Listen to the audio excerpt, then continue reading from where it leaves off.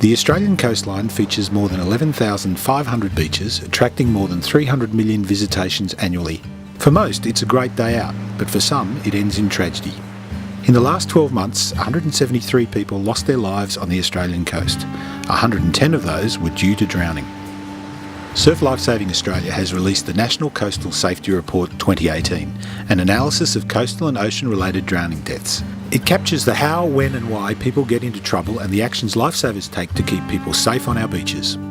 The total number of coastal drowning deaths in 2017-18 decreased by 7% from last year to 110, although this is still above the 14-year average rate. The number of drowning deaths in some categories has increased, specifically swimming, boating and snorkelling. What else does the National Coastal Safety Report show us? Rip currents continue to be the number one hazard, estimated to account for 1 in 5 of all coastal drowning deaths. Men are 4 times more likely to drown than women. Almost 2/3 of all drowning deaths occur between the ages of 20 and 44. Those living further away from the coast can be at greater risk of coastal drowning, with 69% living more than 10 kilometres away from the coast and 42% living more than 50 kilometres away from the coast. Coastal drowning deaths are most likely to occur between December and February. In 2017-18, almost half of all coastal drowning deaths took place in these 3 months. This was the highest number over the summer period for the last 14 years. The presence of alcohol and drugs significantly increases the chance of a fatal incident. On average, almost 1 in 5 coastal drowning deaths involve alcohol and/or drugs as a contributing factor.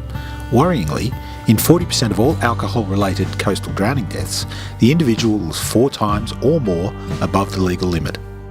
In 2017-18, Surf Lifesaving volunteers conducted 10,249 rescues nationwide.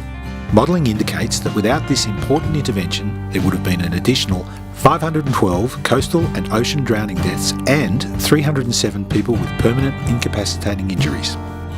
Everyone can enjoy our coast safely. Take a moment to consider where you are going and what you are going to do. Look for and then swim between the red and yellow flags. Learn how to identify rip currents.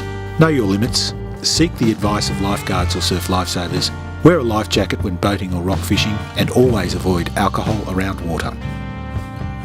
Every life matters. To learn more, check out the full National Coastal Safety Report at sls.com.au/publications.